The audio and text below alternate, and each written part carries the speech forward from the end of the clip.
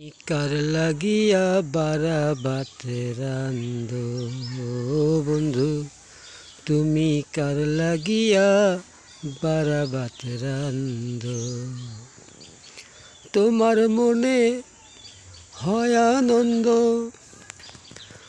ও বন্ধুরে,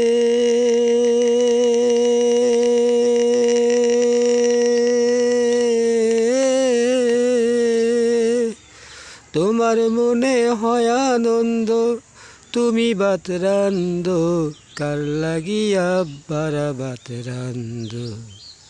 ও বন্ধুরে, তুমি কার লাগিয়া বারাবাত রান্দো। আমার খাড়ি থেকে 2টা মাছ নিয়ে গেল, তারপরে বারাবাত তুমি বন্ধু রান্দো।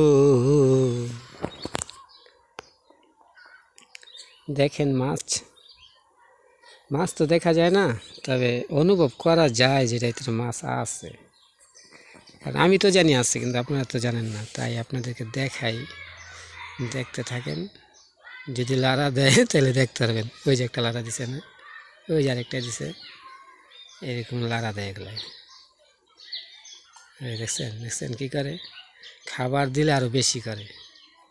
কার আগে কে খাইব, কারাগারি পারাবারি লাগে। যেমন এই যে একটা দাওয়াত দিলে, অনুষ্ঠান করলে কি হয়, তখন কয় যে কার আগে কে বইব। আগে একটা প্রস্তুতি নেয় যে আমি আগে বসে খাইয়া চলে যাবো, পরে যদি আবার না পাই একটা টেনশন থাকে। ওরকম মাছের সাথে কারাগারি পারাবারি লাগে যে ও খেয়া লাইব, আমি আগে খেলাম, ওর আগে আমি খাবো। এরকম করে কার আগে কে খাইব একটা পারাপারি লাগে। তা আগে খাবার দেওয়া আসলে যেখানে, ওইখানে তারা ডুবে আদারগুলা খাইতেছে। আবার মাঝে মাঝে বাইসা ওঠে, তার দেখা যায়। তো আসল কথা হলো কি, কর্ম মাস্ট করতেই হবে। খাবার মাছের দিতে হবে টাইমলি।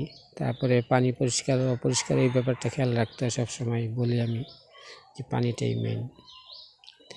তো অ্যাকচুয়ালি কি আর বলবো, তো গাছ লাগাইলে, মাছ ছাড়লে, তারপরে কিনা কয় হাঁস মুরগা পাললে, এগুলো তো উন্নতি হয়। যেমন মনে করেন 10টা ডিম দিয়ে যদি একটা মুরগা আপনি ওমে বসায় দেন, তো 10টা ছাড় যদি হয়, তাহলে 10টা ডিমের দাম যত হবে, 10টা ছায়ের দাম কিন্তু অত না। আবার 10টা ছায়ের দাম যত হবে, মাঝারি সাইজ হয়ে গেলে তখনকার কিন্তু আবার অত দাম না, আরও বেশি হয়।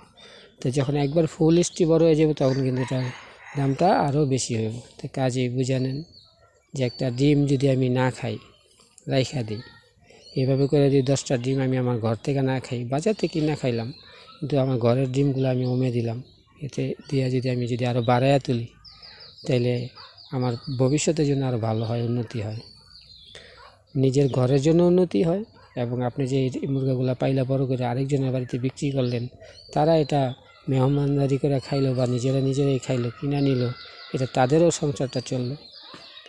তো একটা সাপোর্ট হয়।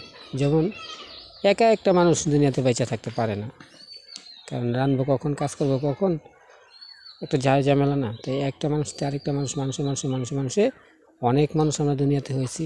তো এখন খাদ্যের দিকে, আমাদের উৎপাদনের দিকে অন্তপক্ষে মনোযোগী হইতে হবে। কোনো কর্মে যেন আমাদের উৎপাদন নষ্ট না হয়, আমরা যেন বেশি বেশি গাছ লাগাই, গাছে গাছে যেন বইরা তুলি আমাদের এই বাংলাদেশটারে। আমাদের দেশ হবে ফল ফাঁকড়ার দেশ, আমাদের দেশ হবে সুন্দর একটা পরিবেশের দেশ। আমাদের দেশে অন্তপক্ষে যাতে খাদ্যের কোনো অভাব না থাকে, সেই দিকে আমাদের খেয়াল লক্ষ্য রাখতে হবে। ও বন্ধুরে, যতই বলি আর করি, দেখেন যাই কিছুই আমরা করি না করি, গান গাই আর যাই করি, ফাইলাম যাই করি, দেখেন কাজকর্ম কিন্তু আমাদের করতে হবে। কাজটা আগে মাস্ট কইরা, তারপরে অবসর সময় থাকলে ওই সময়টা আপনি ব্যবহার করতে পারেন, ঘুরতে ফিরতে পারেন, কোনো ব্যাপার না। তবে কাজেই ভালো আনন্দ, কাজে ইনকামও হয়, টাকাও আসে।